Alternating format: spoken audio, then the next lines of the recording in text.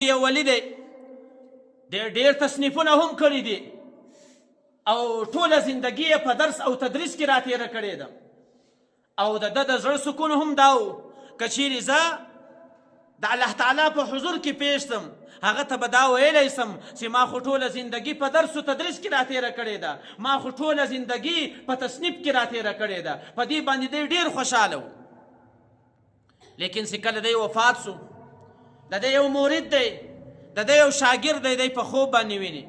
چې الله تعالی له تا سره کومه معامله وکړله دی ورته فرمایي چې زما خو دا خیال و چې ما ته به دا درس او تدریس ما ته به دا تصنیف چې کوم کتابونه ما لیکلي دي ما ته به دغه په شه باندې راسي لیکن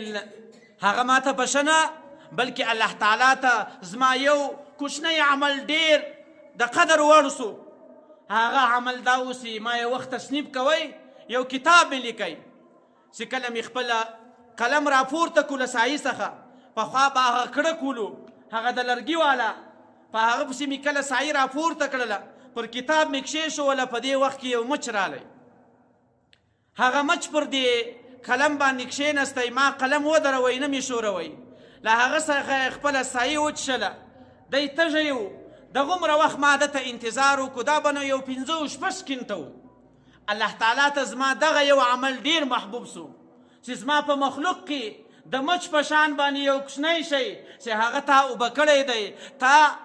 د تندې په وخت کې هغه ته خپل قلم ودروئ ما ته ستا دغه عمل ډېر محبوب سو د دې عمل په خاطر باندې ما ستا مغفرت کړی دی ګوره هغه درس و تدریس نه هغه تصنیف نه هغه ټوله زندګي چې په عبادت کې تېره سوې وه د هغه حساب کتاب نه بلکې د دې 50 سکنټو په مقابل کې الله تعالی د ده د ټولې زندګۍ مغفرت کړی دی د اولیاء الله شان هم دا رقم ته د جنید بغدادي رحمت الله علیه په باره کې راځي چې یو وخت دی د دریاب و طرف ته رالی د دریاب په څنګ کې روان دی د دریاب په څنګ کې په دریاب کې دننه یو کشتۍ تیریږي په دې کشتۍ کې ځوانان ناست دي او سره خاندي ګپې سره کوي چې کله جنید بغدادي رحمت الله علیه ته رانږدې سو نو په ده باندې هم ګپه وکړله په ده باندې هم پسخند ووایي او سره ویې خندل تیر سو له جنید بغدادي سره خپل شاګرد ملګری دی هغه ورته وایي چې ای مرشده دې خو پر تا باندې پسخند ووایي نو ته د دې دپاره دوی ته شرا وکړه جنید بغدادي فورا لاس پورته کوي چې یا الله چې دغه کسانو ته تا په دنیا کې دومره د خوشحالي زندګي ورکړې ده چې دوی په کښتۍ کې ناست سره خاندي او خپلې ګپې سره کوي الله تعالی په دنیا کې هم دوی ته د داسې عمل کولو توفیق ورکړه د یو نیک عمل کولو توفیق ورکړه چې په آخرت کې هم داسې سره خوشحاله وي